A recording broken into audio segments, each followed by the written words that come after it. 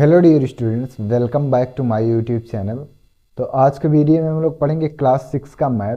और जो आज का टॉपिक है वो है इकाई 14 वृत्त। तो इसके अंतर्गत आज हम लोग सीखेंगे अभ्यास 14A। तो अगर आप क्लास 6 में हैं तो ये वीडियो आपके लिए है, क्योंकि आज के वीडियो में हम लोग पढ़ेंगे वृत्त के बारे में कुछ महत्वपूर्ण जानकारियाँ। तो अगर आपको वृत्त के बारे में कुछ नहीं आता है तो आज के वीडियो को देखने के बाद आप वृत्त के बारे में जितनी भी उसकी बेसिक जानकारी है वो सब आप सबको यहाँ पर मिल जाएगी। तो अब चलिए आज का वीडियो स्टार्ट करते हैं और सीखते हैं वृत्त के बारे में कुछ जानकारियाँ।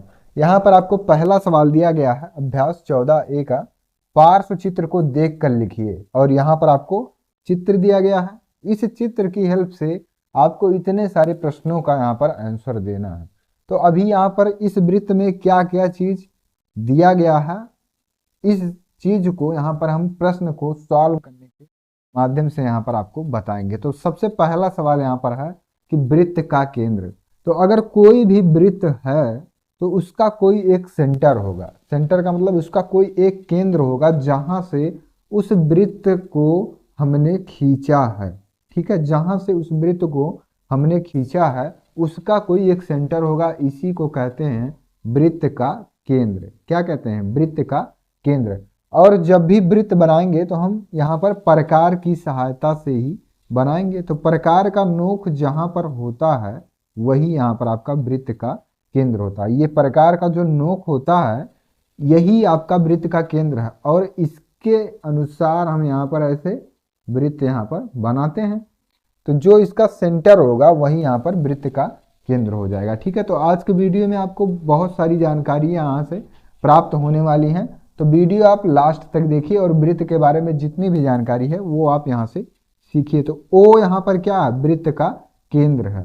तो वृत्त का केंद्र यहाँ पर क्या हो जाएगा? आपका वृत्त का केंद्र यहाँ पर हो जाएगा केंद्र ओ, केंद्र बिंदु ओ। केंद्र बिंदु क्या है? ओ है। यहाँ पर ओ क्या है? वृत्त का केंद्र। अब आगे दूसरा प्रश्न दिया है, 3 त्रिज्याओं के नाम लिखिए। ठीक है, तो वृत्त के केंद्र से जो रेखा यहाँ वृत्त के यहाँ तक आता है, वृत्त के जो सर्किल होता है ये पूरा, यहाँ से इसके केंद्र से होकर जो रेखा जाती है या इसके केंद्र से और वृत्त के इस सिरे तक जो रेखा बीच में आती है इसी को क्या कहते हैं? त्रिज्या कहते हैं। इसी को क्या कहेंगे? त्रिज्या कहेंगे। यहाँ से यहाँ तक का डिस्टेंस त्रिज्या। तो त्रिज्या एक वृत्त में कई सारे हो सकते हैं। मान लीजिए वृत्त का केंद्र ये है और उसके केंद्र से ही त्रिज्या होता है। तो यहाँ से यहाँ भी हो सकता है, यहाँ से यहाँ भी हो सकता है, यहाँ भी हो सकता है, यहाँ भी हो सकता है, यहाँ भी। तो एक वृत्त में कई सारी यहाँ पर त्रिज्याएं हो सकती हैं। तो अगर प्रश्न कहीं आ जाए कि एक वृत्त में कितनी त्रिज्याएं होती हैं, तो यहाँ पर आपको क्या बताना है? एक वृत्त में अनंत त्रिज्याएं होती हैं या असंख्य त्रिज्याएं होती हैं। अगर वृत्त है इसका यहाँ से यहाँ तक त्रिज्या है, यहाँ से यहाँ तक त्रिज्या है, यहाँ से यहाँ तक त्रिज्या है, तो एक वृत्त में कितनी त्रिज्या होती हैं? तो अनंत त्रिज्याएं या असंख्य त्रिज्याएं होती हैं। तो 3 त्रिज्याओं के नाम यहाँ से लिखना है। तो सबसे पहला त्रिज्या देखिए ओ सी है यहाँ पर। तो त्रिज्या आपका ओ सी है। ठीक है, उसके बाद क्या है? ओ डी है, ओ डी। और क्या यहाँ पर है? ओ बी, ओ बी त्रिज्या यहाँ पर है। ठीक है, ये आपका बिंदु ए है। तो ओ सी त्रिज्या, ओ डी त्रिज्या और ओ बी त्रिज्या यहाँ पर आपके हैं। एक व्यास का नाम लिखिए। तो व्यास जो होता है वो वृत्त के केंद्र से होकर जो एक सीधा रेखा होता है, वो वृत्त के केंद्र से होकर जाने वाली रेखा को क्या कहते हैं? व्यास कहते हैं। यहाँ से यहाँ तक का जो डिस्टेंस है वो क्या होगा? व्यास होगा। ये पूरा व्यास होगा। तो अगर फिर से प्रश्न अगर किया जाए कि एक वृत्त में कितने व्यास होते हैं, तो व्यास भी यहाँ पर आपके अनंत होंगे, क्योंकि इसके केंद्र से होकर जाना चाहिए। तो इसके केंद्र से यहाँ से बहुत सारी रेखाएं ऐसे जा सकती हैं। तो एक वृत्त में कितने व्यास होते हैं? तो अनंत या असंख्य। तो यहाँ से आपको पता चल गया कि एक वृत्त में व्यास जो होते हैं वो भी अनंत होते हैं, और एक वृत्त की जो त्रिज्या होती है वो भी यहाँ पर अनंत होती है। तो इसका नाम लिखना है आपको, व्यास का नाम यहाँ इस फिगर से। तो बिंदु बी ओ सी, बिंदु क्या हुआ, बिंदु बी ओ सी, बिंदु क्या है, या सी ओ बी भी हम यहाँ पर लिख सकते हैं, ठीक है। बिंदु बी ओ सी, यहाँ से लेकर और यहाँ तक का जो डिस्टेंस है वो क्या है, वो पूरा है व्यास। यहाँ से यहाँ तक त्रिज्या, और व्यास जो होता है वो पूरा यहाँ से लेकर और यहाँ तक का जो डिस्टेंस, ये पूरा लाइन जो है ये व्यास के अंतर्गत आएगा, ठीक है। तो ये चीज़ आपको आ गया होगा समझ में कि व्यास क्या होता है और त्रिज्या क्या होता है, ठीक है। व्यास यहाँ से इसके सेंटर से होकर जो सीधी रेखा जाएगी उसको व्यास कहेंगे, और इसके केंद्र से, केंद्र बिंदु से और यहाँ तक का जो डिस्टेंस होगा उसको क्या कहेंगे, त्रिज्या कहेंगे। क्वेश्चन नंबर 4 दिया है, दो जीवाओं के नाम लिखिए। त्रिज्या और जीवा, इन तीनों में आपको कंफ्यूज नहीं होना है। त्रिज्या आपका इसके केंद्र बिंदु से और यहाँ तक का दूरी जो होगा वो त्रिज्या होगा। व्यास आपका जो होता है वो दो त्रिज्या मिलकर क्या होता है, व्यास होता है, लेकिन उसके केंद्र से होकर सीधा रेखा जाना चाहिए, उसके केंद्र से होकर सीधा रेखा जाना चाहिए, वो क्या हो जाएगा, व्यास। अब जीवा क्या होता है इसको देखिए। जीवा का मतलब होता है कि उसके केंद्र बिंदु से नहीं जाएगा, लेकिन एक ना एक यहाँ पर रेखा जरूर रहेगा। तो सबसे पहला जीवा क्या है आपका, जीवा ए बी, यहाँ पर लिखेंगे जीवा ए बी। पहला जीवा क्या है, ए बी। यहाँ पर देखिए सबसे नीचे आपका दिया है सी डी, तो जीवा A B comma C D, ठीक है। आ गया कि नहीं समझ में। तो त्रिज्या, व्यास और जीवा, ये तीनों चीज आपको ध्यान में हमेशा होना चाहिए। अब क्वेश्चन नंबर 5 दिया, अंतः क्षेत्र में एक बिंदु। अंतः क्षेत्र का मतलब कि वृत्त के अंदर अगर कोई बिंदु है, यहाँ पर मान लीजिए अगर लिखा है यफ, तो यही इसका क्या है, अंतः बिंदु। अंतः क्षेत्र में एक बिंदु, अंतः बिंदु भी इसको कहते हैं। तो वृत्त के अंदर यहाँ पर कोई बिंदु है, यहाँ पर आपको मिल गया है बिंदु ई, ये वृत्त के कहाँ, अंदर है। तो अंतः क्षेत्र मतलब वृत्त के अंदर, तो लिखेंगे बिंदु ई, बिंदु ई, ठीक है। अंतः क्षेत्र में एक बिंदु लिखना था, एक बिंदु ही आपका यहाँ पर दिया है, बिंदु ई। आगे प्रश्न में है कि बाह्य क्षेत्र में एक बिंदु। बाह्य क्षेत्र मतलब वृत्त के वो बाहर रहेगा। मान लीजिए यहाँ पर जेड पॉइंट दिया है, यहाँ पर एक्स पॉइंट दिया है, तो ये वृत्त के कहाँ है, बाहर है। तो बाहर तो ऐसा कोई चीज यहाँ पर दिया नहीं है, तो जब एक भी बिंदु नहीं है तो यहाँ पर लिखेंगे कोई बिंदु नहीं है, कोई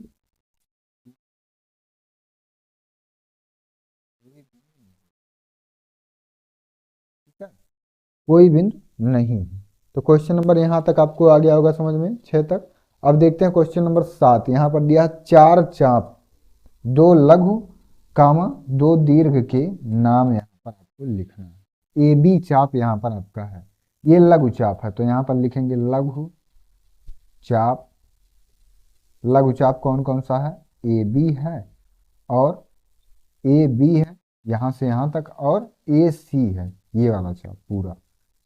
ए बी और ए सी ये आपके लघु चाप हो जाएंगे। यहाँ पर दीर्घ चाप में क्या लिखना है आपको, दीर्घ चाप, दीर्घ चाप। लघु चाप का मतलब जो छोटा चाप यहाँ पर है, ए बी और ए सी। दीर्घ मतलब बड़ा, तो अब यहाँ पर आपको बड़ा चाप देखना है कि यहाँ से लेकर पूरा यहाँ तक। तो ए बी डी सी ये आपका जो है ये दीर्घ चाप है। ए बी डी सी ये दीर्घ चाप है। दूसरा चाप क्या है, ए बी डी सी, यहाँ से लेकर पूरा ये यहाँ तक, ए से लेकर सी तक, वो भी इस प्रकार से। दूसरा चाप क्या है, बी डी सी ए, बी डी सी ए, बी डी सी ए आपका दीर्घ चाप है, ठीक है। आ रहा है कि नहीं समझ में। लघु चाप मतलब जो छोटा है, ए बी यहाँ से यहाँ तक, ए सी यहाँ से यहाँ तक। दीर्घ मतलब बड़ा चाप, तो ए बी डी सी यहाँ से लेकर पूरा और यहाँ तक, यहाँ से लेकर यहाँ तक, ये आपका पहला चाप हो गया। अब इतना जो छूट रहा है इसको कवर करने के लिए फिर यहाँ बी से स्टार्ट करेंगे, तो बी डी और ये सी और ए इसमें भी कवर हो जाएगा, तो बी डी सी यहाँ पर हो गया। अब देखते हैं यहाँ पर लास्ट क्वेश्चन दिया है, एक अर्धवृत्त का नाम। अर्धवृत्त का मतलब कि वृत्त ऐसे है और जो व्यास होता है इसके केंद्र से होकर जाता है, तो वृत्त को दो बराबर भागों में बांटता है। तो पहला पार्ट इसका होता है अर्धवृत्त। अब वृत्त को जब बांट दिए तो क्या हो जाएगा, अर्धवृत्त, मतलब इतना चीज हमको यहाँ से देखना होता है, ये अर्धवृत्त होता है। तो अर्धवृत्त यहाँ पर कौन सा है, तो ये जो व्यास होता है यही वृत्त को यहाँ पर दो बराबर भागों में बांटता है। तो एक भाग इसका यहाँ पर देखना है कि कौन सा है। तो यहाँ पर देखेंगे तो अर्धवृत्त में ये आपका व्यास है, और अर्धवृत्त में मतलब आधा वृत्त, यहाँ से लेकर अगर यहाँ तक का जो वृत्त है वो क्या है, अर्धवृत्त। यहाँ से यहाँ तक पूरा अर्धवृत्त है, इतना एरिया जो लिखा है। तो इसको लिखेंगे बी ए सी, एक अर्धवृत्त का नाम, एक ही अर्धवृत्त का नाम लिखना है, तो बी ए सी। दूसरा अर्धवृत्त यहाँ पर क्या हो सकता है, तो बी डी सी, यहाँ से लेकर और ये वाला पूरा नीचे का जो एरिया है ये बी डी सी यहाँ पर हो जाएगा। लेकिन एक ही अर्धवृत्त का नाम यहाँ पर लिखना है, एक ही अर्धवृत्त का नाम यहाँ पर लिख दिए, तो यही आपका है। क्वेश्चन नंबर 2 यहाँ पर दिया है, पार्श्व चित्र देखकर निम्नलिखित प्रश्नों के उत्तर दीजिए। तो क्वेश्चन नंबर 1 में जितने भी सारी जानकारी आपको दी गई है वो आपके लिए पर्याप्त है। उसके बाद यहाँ पर जितने भी प्रश्न पूछे जाएंगे इस प्रश्नावली में वृत्त के बारे में, तो आप उन सभी प्रश्नों का उत्तर बहुत ही आसानी से यहाँ पर दे पाएंगे। तो यहाँ पर देखते हैं, पहला यहाँ पर क्वेश्चन दिया 3 त्रिज्याओं के नाम लिखिए और फिगर आपका ये दिया है। इसमें से त्रिज्याओं के नाम लिखना है, वो भी 3 त्रिज्याओं के। तो इसके केंद्र से जो यहाँ पर इसके यहाँ तक का जो डिस्टेंस होगा, केंद्र बिंदु से यहाँ तक का जो डिस्टेंस होगा यही त्रिज्या होगा। इसके केंद्र से यहाँ तक जो डिस्टेंस होगा वही त्रिज्या होगा, और यहाँ से यहाँ तक जो डिस्टेंस है ये त्रिज्या। तो इसमें 3 त्रिज्याओं के नाम लिखना है। पहला त्रिज्या आपका यहाँ पर ओ ए, ठीक है, ओ ए त्रिज्या है, ओ बी त्रिज्या है, ओ बी और ओ सी। तो यहाँ पर आपके 3 त्रिज्या हो गए। इसके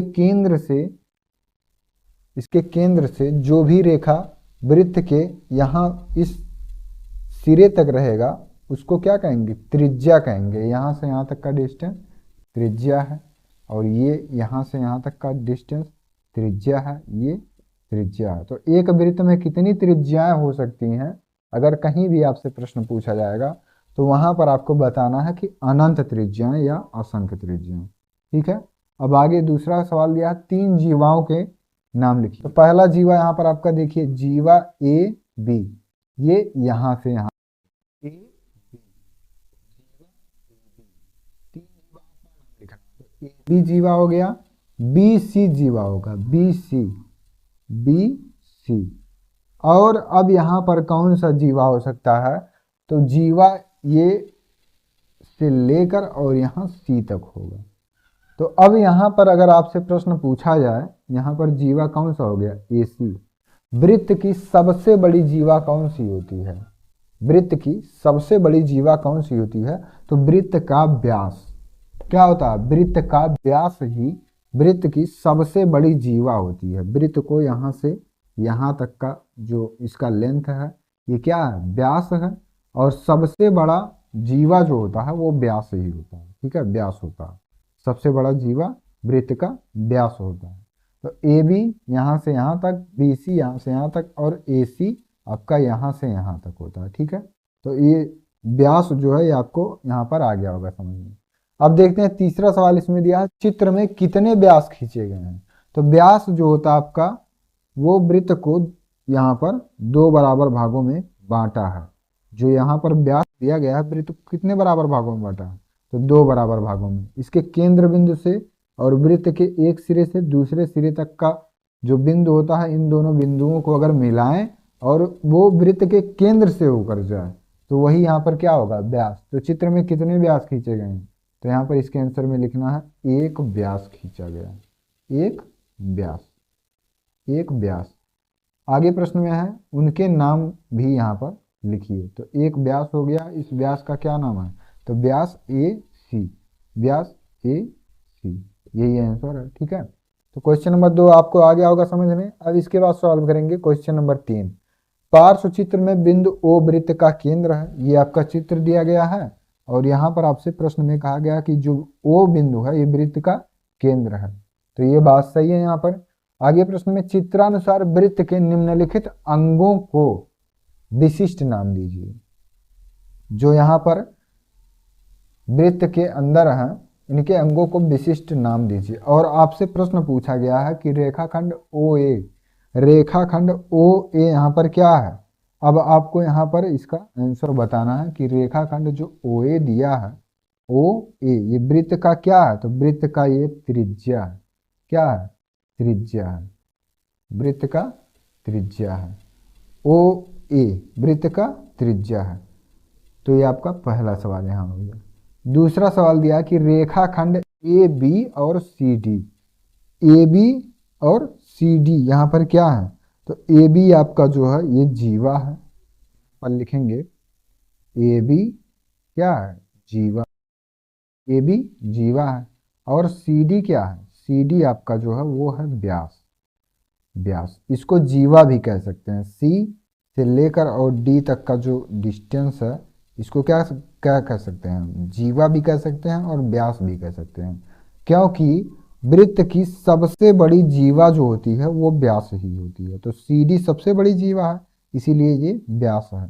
तो AB जीवा है, CD यहाँ पर व्यास है। ठीक है, अब देखते हैं क्वेश्चन नंबर यहाँ पर 3 दिया है। चाप CBD क्या है, चाप CBD मतलब ये जो चाप यहाँ से लेकर का यहाँ तक जो दिया है ये कौन सा चाप है, तो ये आपका है अर्धवृत्त। देखिए यहाँ से लेकर यहाँ तक और ये लाइन पूरा ये क्या कर रहा है, अर्धवृत्त को यहाँ पर दर्शा रहा है, अर्धवृत्त है।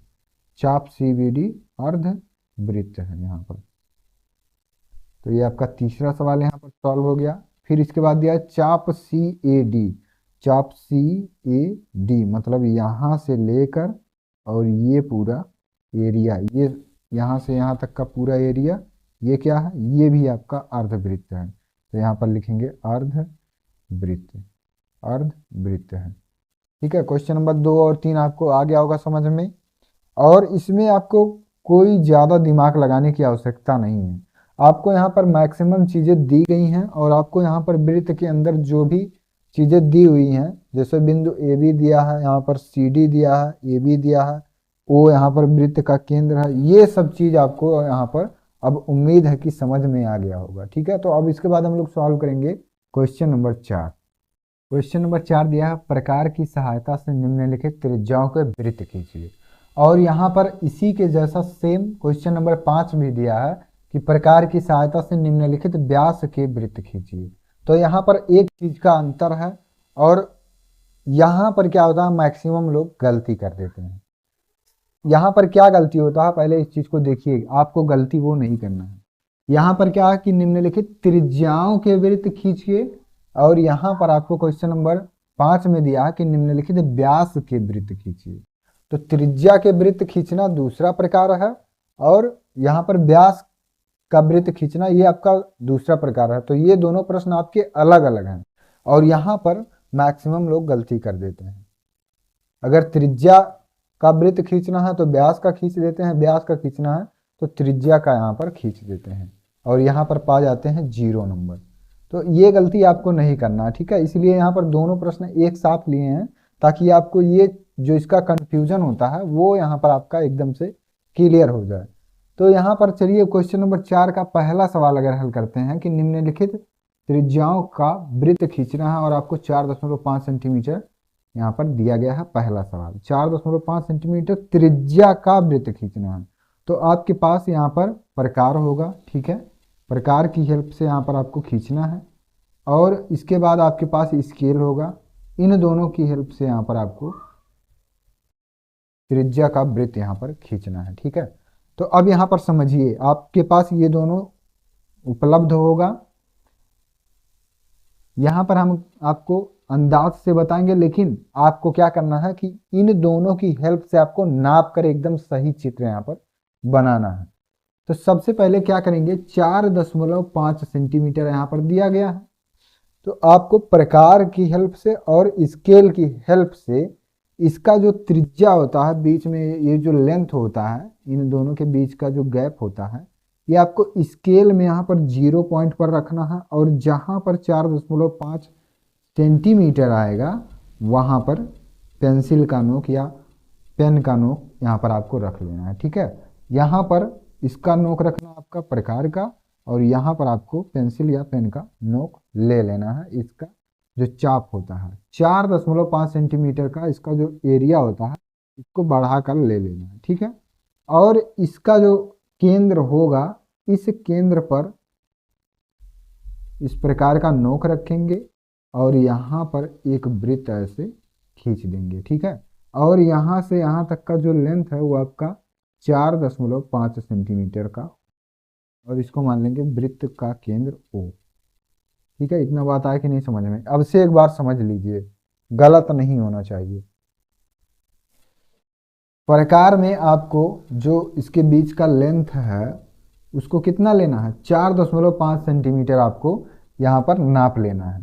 तो जब 4.5 सेंटीमीटर का आपको इसमें नाप ले लेना है, इसके बाद इसको घटाना बढ़ाना नहीं है, इसमें कोई छेड़छाड़ नहीं करना है। जब 4.5 सेंटीमीटर का आपने यहाँ पर चाप ले लिया है, तो अब एक वृत्त आपको खींच देना है। ठीक है, एक वृत्त खींचेंगे और जहाँ इसका नोक रहेगा वहाँ पर आपको एक बिंदु ऐसे लगा लेना है, क्योंकि यहाँ पर जो इसका नोक रखेंगे तो एक कोई सेंटर मान कर ही हम इसका वृत्त यहाँ पर बनाएंगे ना। तो जहाँ पर इसका केंद्र होगा इसको मान लेंगे O, और यहाँ से आप कहीं भी इसका त्रिज्या बना सकते हैं।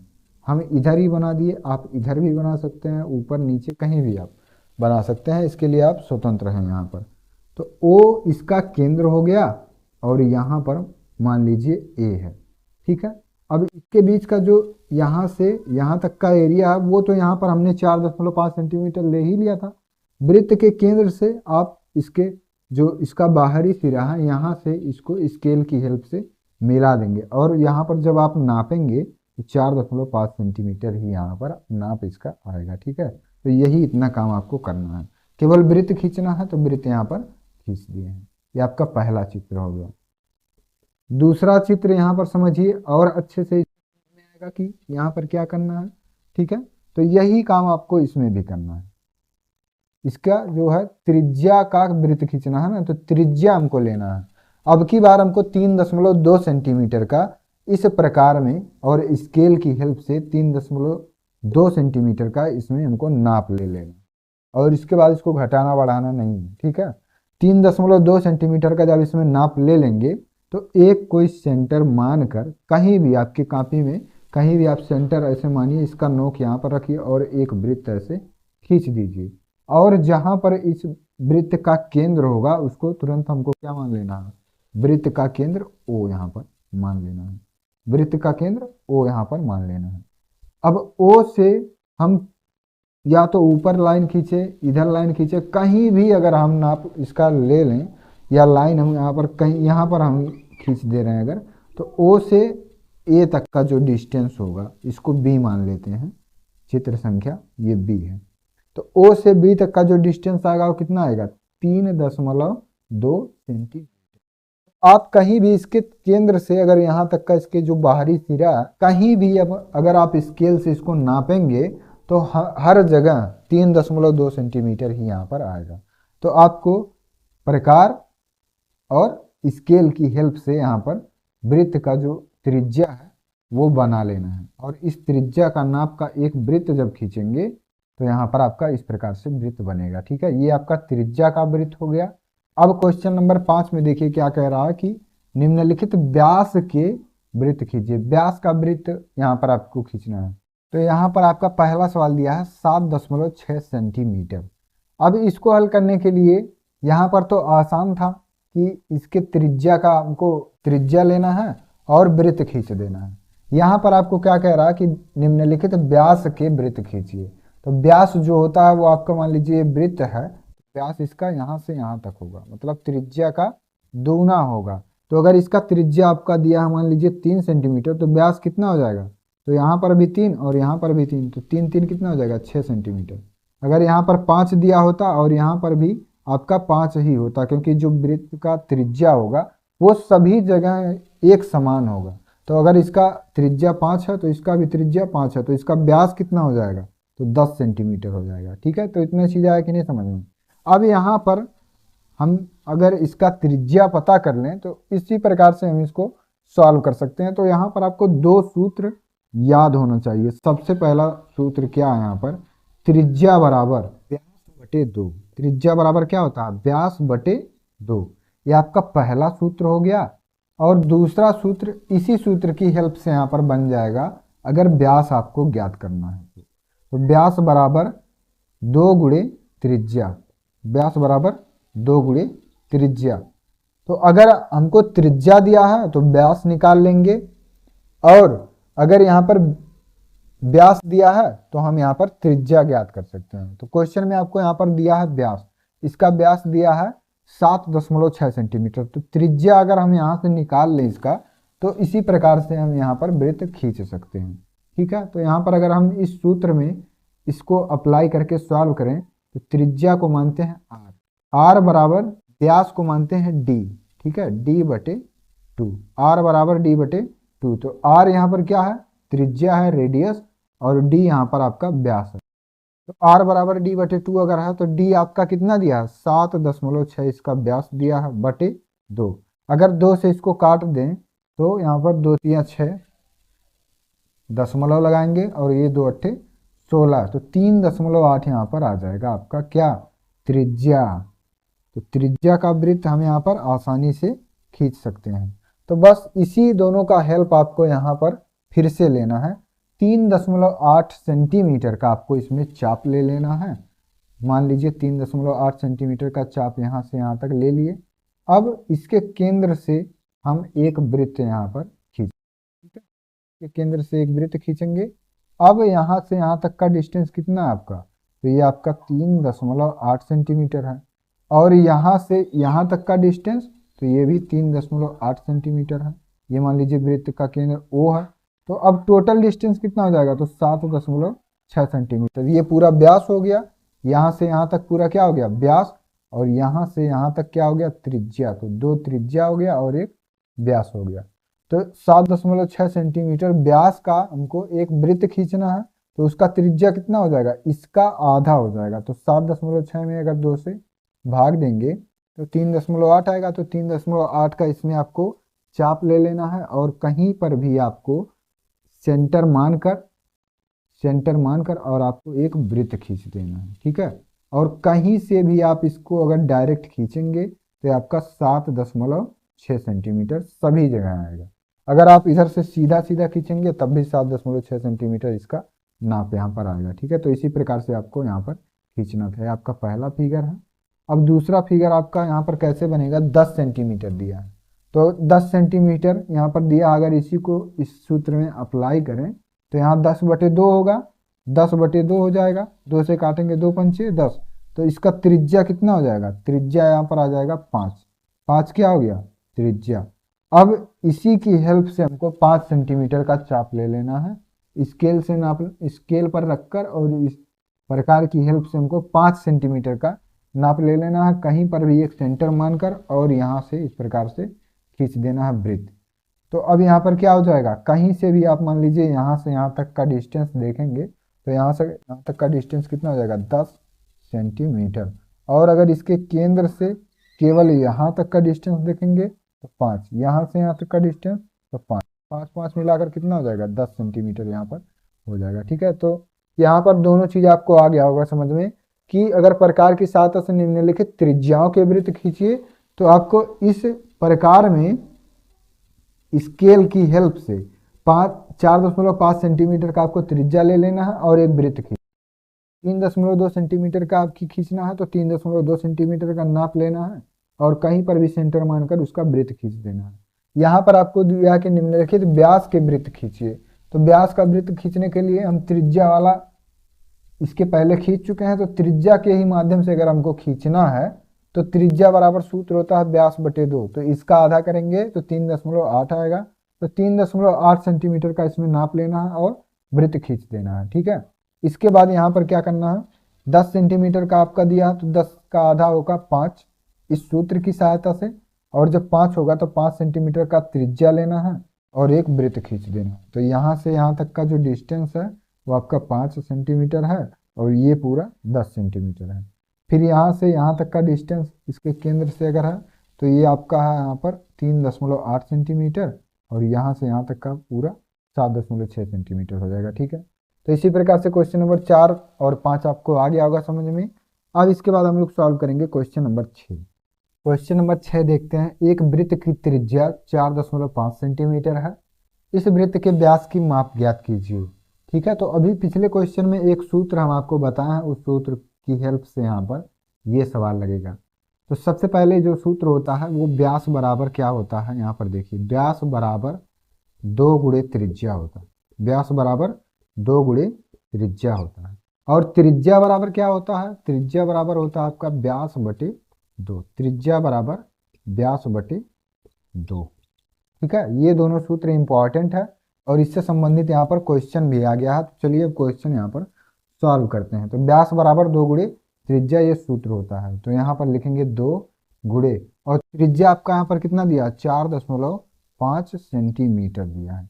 तो अभी इन दोनों का अगर आपस में गुणा कर दें तो यहाँ पर कितना हो जाएगा, 2 पंचे 10 के 0 और हासिल आ गया 1, 2 चौक 8 और 1 9 और यहाँ बीच में दशमलव, तो 9.0 सेंटीमीटर, या इसको हम लिख सकते हैं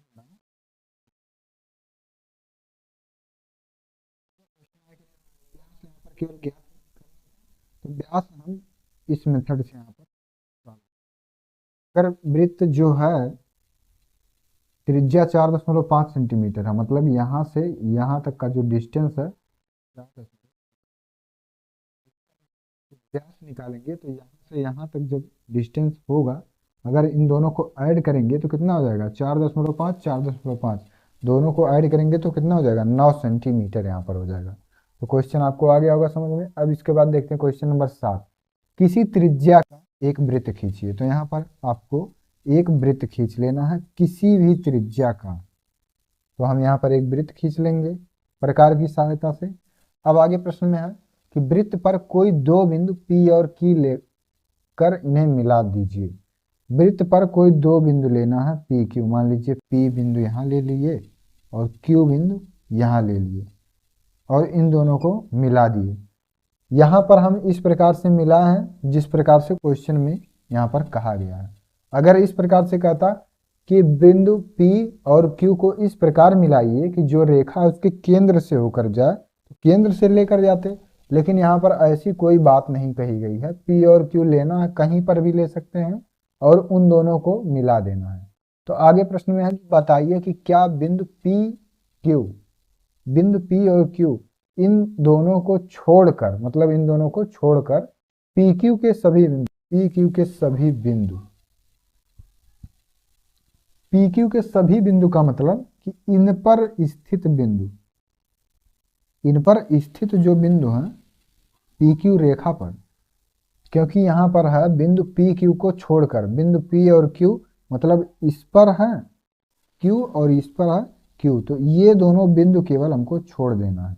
बाकी रेखाखंड PQ के सभी बिंदु, मतलब PQ के सभी बिंदु रेखा PQ पर ही होंगे। अब इससे संबंधित आपसे प्रश्न यहाँ पर है कि पहला क्वेश्चन है वृत्त पर हैं। ठीक है, तो पहले एक चीज यहाँ पर समझ लीजिए, इंपॉर्टेंट चीज है। ठीक है, वृत्त पर, वृत्त पर का मतलब होता है कि वृत्त के यहाँ पर जो बाहरी सीमा है इसका, यहाँ पर वृत्त पर, इसका मतलब ये चीज है। ठीक है, वृत्त के बाहर मतलब इसके बाहर यहाँ पर कोई बिंदु होगा, यहाँ कहीं पर भी हो सकता है, ये वृत्त के बाहर का क्षेत्र है।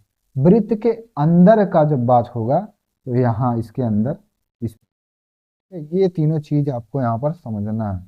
अब से एक बार समझ लीजिए, वृत्त पर, वृत्त के बाहर और वृत्त के अंदर, ये तीनों चीज आपको यहाँ पर समझना है। वृत्त पर है तो वृत्त पर का मतलब कि वृत्त के इस लाइन पर यहाँ पर कोई भी बिंदु यहाँ पर होगा तो वो वृत्त पर होगा, वृत्त पर। वृत्त के बाहर मतलब इसके आसपास यहीं पर ही सभी बिंदु होंगे, वृत्त के बाहर का बिंदु होगा। वृत्त के अंदर मतलब यहाँ पर इसके अंदर ये चीज होगा। ठीक है, तो यहाँ तक ये चीज आपको समझ में आ गया होगा। अब यहाँ पर देखते हैं कि क्या प्रश्न कहा गया है। रेखाखंड PQ के सभी बिंदु, मतलब ये जो PQ के सभी बिंदु हैं ये कहाँ वृत्त पर हैं, तो ऐसा नहीं है, वृत्त पर नहीं है, ये सब कहाँ PQ रेखा पर हैं। वृत्त पर मतलब ये वृत्त पर P बिंदु है, वृत्त पर Q बिंदु है। मान लीजिए ये है आपका ABC, तो ये सब वृत्त पर हैं, लेकिन वृत्त के अंदर ये सब नहीं है, ये सब वृत्त पर हैं। तो PQ को छोड़कर यहाँ पर लिख दिया ना, PQ को छोड़कर, तो अगर PQ को छोड़कर ना लिखा होता तो वृत्त पर ये PQ बिंदु यहाँ पर होता, तो यहाँ पर लिखना वृत्त पर है तो नहीं है। इसके बाद दूसरा क्वेश्चन दिया कि वृत्त के बाहर है, PQ को छोड़कर शेष सभी बिंदु जो इस लाइन पर हैं वो कहाँ वृत्त के बाहर हैं, तो वृत्त के बाहर नहीं है। यहाँ पर क्या लिखना, वृत्त के बाहर नहीं है।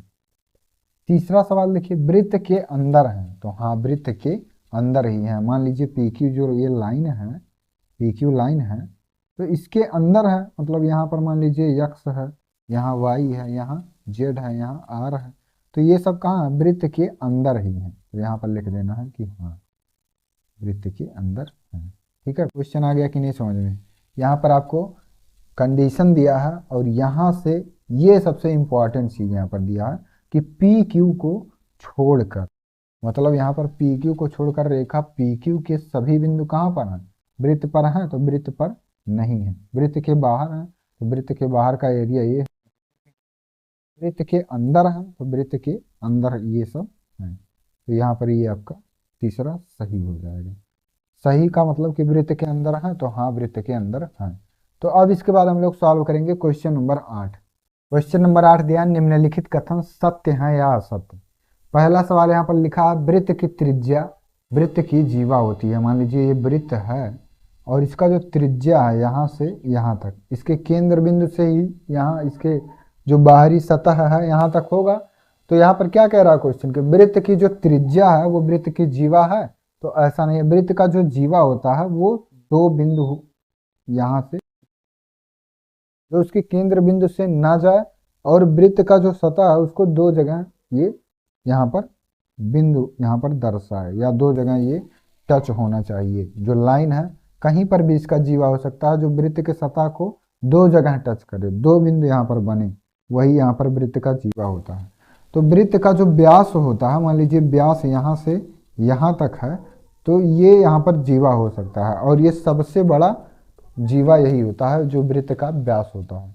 तो यहाँ पर आपका पहला सवाल, अगर यहाँ वृत्त की त्रिज्या के जगह पर अगर वृत्त का व्यास होता कि वृत्त का जो व्यास है वो वृत्त की जीवा होती है, तो यहाँ पर ये कथन यहाँ पर सत्य हो जाता है, लेकिन यहाँ यह ये असत्य।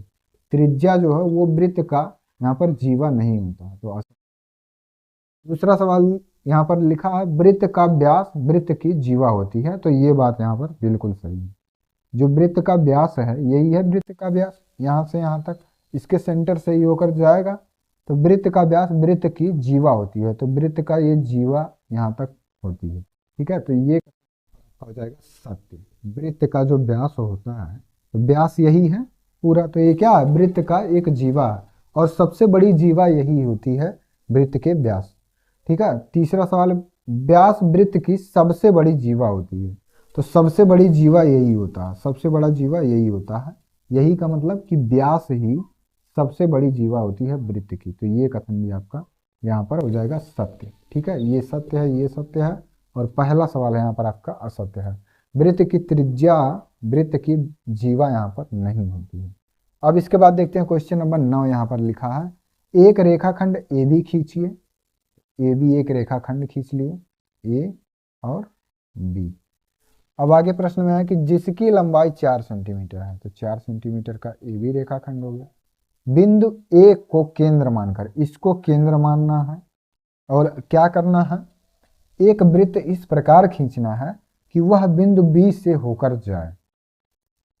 तो यहाँ पर अगर इसको केंद्र मानेंगे और एक वृत्त इस प्रकार खींचेंगे कि वो वृत्त के यहाँ बिंदु B से होकर जाए, तो इतना आपको चाप ले लेना है प्रकार में। ठीक है, प्रकार में आपको यहाँ से यहाँ तक का चाप ले लेना है। जब इतना चाप आप ले लेंगे तो बिंदु ए को केंद्र मानकर और बिंदु बी का जो लेंथ है यहाँ तक ऐसे इसको रखकर और एक वृत्त आपको इस प्रकार से, यहाँ केंद्र इसका रहेगा और यहाँ पर आपका पेन या पेंसिल का नोक रहेगा। इसके बाद इसको इस प्रकार से खींच देना है। ठीक है, तो यहाँ पर आपको आगे प्रश्न में क्या कहा है इसको देखते हैं। तो इतना चीज आ गया होगा समझ में कि वृत्त का जो केंद्र है ए, केंद्र यहाँ पर ए आपको दिया गया है, तो ए को केंद्र मानकर और ऐसा वृत्त खींचना है जो बिंदु बी से होकर जाए। तो बिंदु बी आपका यहाँ पर है। ठीक है, तो आगे प्रश्न में कि इस वृत्त की त्रिज्या नाप कर लिखिए। तो त्रिज्या मतलब यही जो आपका लंबाई दिया है 4 सेंटीमीटर ए बी, यही यहाँ पर क्या है त्रिज्या है। यहाँ से यहाँ तक का लेंथ नापेंगे, ये भी 4 सेंटीमीटर, यहाँ से यहाँ तक का लेंथ नापेंगे, ये भी 4 सेंटीमीटर। तो सभी जगह इसका जो त्रिज्या होगा वो समान, चाहे जहाँ से आप नापेंगे तो सभी जगह क्या होगा 4 ही सेंटीमीटर का होगा। तो ये आपका ए है और ये बी है। इस वृत्त की त्रिज्या क्या होगी, तो यहाँ पर लिखेंगे वृत्त की त्रिज्या बराबर 4 सेंटीमीटर, यही आपका राइट आंसर है। ठीक है, क्वेश्चन आया कि नहीं समझ में। यहाँ पर आपको ए बी 4 सेंटीमीटर का रेखाखंड खींचना है और ए को केंद्र मानकर ऐसा वृत्त खींचना है जो बिंदु बी से होकर जाए। तो यहाँ से यहाँ तक का लेंथ आपको ले लेना है प्रकार में और एक वृत्त की यहाँ पर आपको रचना कर देनी है। तो इसी प्रकार से यहाँ पर इसका जो त्रिज्या होगा वो 4 ही सेंटीमीटर रहेगा। त्रिज्या थोड़ी ना इसका बड़ा हो जाएगा या कम हो जाएगा। तो कहीं से भी आप अगर इसका त्रिज्या नापेंगे तो सभी जगह 4-4 सेंटीमीटर का ही यहाँ पर आएगा। तो क्वेश्चन नंबर 9 भी आपका यहाँ पर सॉल्व हो गया है। और अभ्यास 14A में आपके यहाँ पर 9 प्रश्न दिए गए थे और सभी प्रश्नों को हम लोग 1 बाय 1 यहाँ पर सॉल्व कर लिए हैं। तो उम्मीद है कि आपको ये वीडियो समझ में आया होगा और इसमें जितने भी सवाल हम आपको लगवाए हैं सभी सवाल आपको यहाँ पर समझ में आएंगे। लेकिन अगर आपको किसी भी क्वेश्चन में कहीं पर भी डाउट है तो आप कमेंट में ज़रूर पूछ लीजिए। तो वीडियो पर एक लाइक ज़रूर करें और अगर हमारे चैनल पर आप नए हैं तो चैनल को भी सब्सक्राइब कर लीजिए।